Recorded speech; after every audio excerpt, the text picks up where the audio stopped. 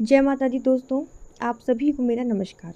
आप सब पर माता रानी का आशीर्वाद और उनकी कृपा सदैव बनी रहे। दोस्तों, आज के वीडियो में मैं आपको बताऊंगी कि आप नवरात्रि में 9 दिन तक माता रानी को कौन कौन से भोग लगा सकते हैं।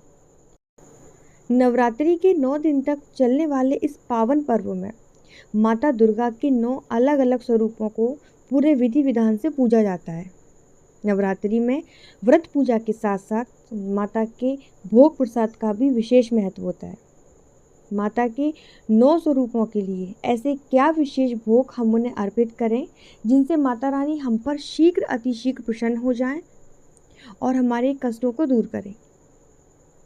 वैसे तो हम श्रद्धापूर्वक जो भी माता को भोग अर्पित करते हैं, माता रानी उसे स्वीकार कर लेती हैं, ग्रहण कर लेती हैं। लेकिन नवरात्रि के 9 दिनों में ये 9 भोग माता रानी को बेहद प्रिय होते हैं। ऐसा शास्त्रों में वर्णित है कि ये 9 भोग माता को लगाने से सारी मनोकामनाएं माँ जगत जननी हमारी पूरी करती हैं। तो मैं आपको पूरे 9 दिन के माता रानी के सभी प्रिय भोग बताऊंगी और साथ ही इन भोगों को अर्पित करने का क्या महत्व है और इससे माता रानी हमें क्या आशीर्वाद प्रदान करेंगी, ये भी मैं आपको बताऊंगी। उससे पहले अगर आपने अभी तक मेरे चैनल को सब्सक्राइब नहीं किया है तो चैनल को सब्सक्राइब करिएगा और वीडियो को ज़्यादा से ज़्यादा लाइक करिए और शेयर करिएगा। तो चलिए फिर शुरू करते हैं हम आज का वीडियो। दोस्तों, नवरात्रि के प्रथम दिन हम कलश स्थापना करते हैं और माता रानी के शैलपुत्री स्वरूप की आराधना करते हैं। माता शैलपुत्री हिमालय की पुत्री हैं, इसलिए इन्हें सफ़ेद रंग बहुत प्रिय होता है। इस दिन माता रानी को देसी घी का भोग लगाना चाहिए। देसी घी का भोग लगाने से माता हमें आरोग्य प्रदान करती हैं और हमें निरोगी काया प्रदान करती हैं। तो आपको पहले दिन माता को घी का भोग लगाना है।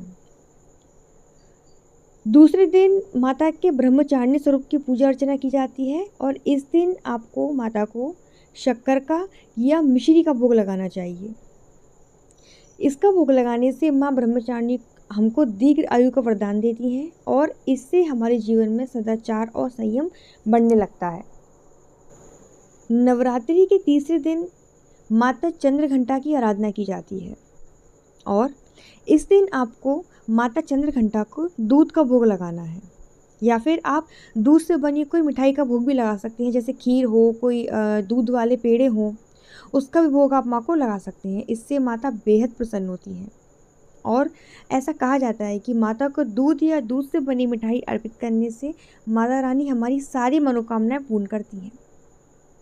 ऐसी मान्यता है कि माता चंद्रघंटा को ये भोग लगाने से माता हमें सुख, समृद्धि, वैभव और ऐश्वर्य प्रदान करती हैं।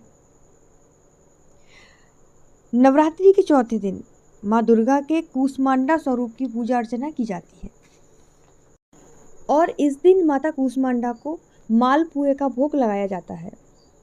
अब मालपुए आप घर पर भी बना सकते हैं और मार्केट से लाकर भी माता को भोग लगा सकते हैं। आप घर पे बनाएंगे तो वो ज़्यादा अच्छा होगा, उसमें ज़्यादा शुद्धता होगी। और माता के हर भोग को परिवार के सभी सदस्यों को अवश्य ग्रहण करना चाहिए, इससे बुद्धि का विकास होता है। तो चौथे दिन आपको माता को मालपुए का भोग लगाना है। अब बारी आती है नवरात्रि के 5वें दिन। तो नवरात्रि के 5वें दिन हम स्कंद माता की आराधना करते हैं और माँ दुर्गा के पंचम स्वरूप को केले का भोग लगाया जाता है।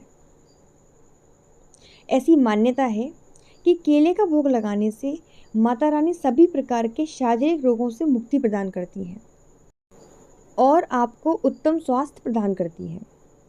तो आप 5वें दिन माता रानी को केले का भोग जरूर लगाएं। अब बारी आती है माता के 6वें स्वरूप यानी कि माता कात्यायनी की।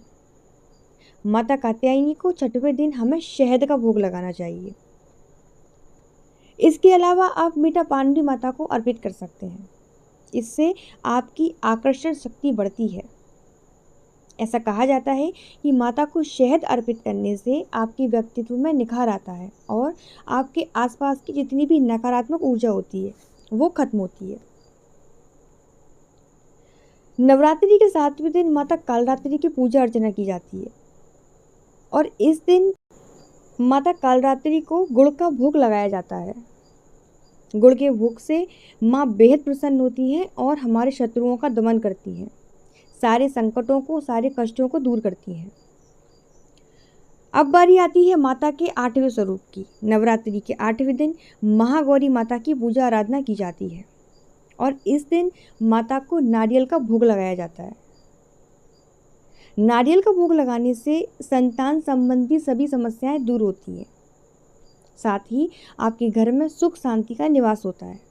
धन संबंधी समस्याएं भी आपकी सारी दूर होती है। तो इस दिन आपको माता को नारियल का भोग अवश्य लगाना है। नवरात्रि के 9वें दिन माता सिद्धिदात्री की पूजा का विधान है और नवरात्रि के 9वें दिन माता सिद्धिदात्री को आप अनार का भोग लगा सकते हैं। अनार माँ को बेहद प्रिय है। इसके साथ ही आपको माता को तिल या तिल से बने भोग माँ को लगाने चाहिए। इससे माता रानी किसी भी प्रकार की अनहोनी से हमारी रक्षा करती हैं और मृत्यु भय भी हमारे अंदर से खत्म हो जाता है। तो दोस्तों, ये थे माता रानी के 9 दिन के अलग अलग 9 भोग। उम्मीद है आपको ये जानकारी अच्छी लगी होगी। आज के लिए इतना ही। वीडियो को लाइक ज़रूर करिएगा और कमेंट में माँ के जयकारे ज़रूर लगाइएगा। तब तक के लिए सभी को जय माता दी। धन्यवाद।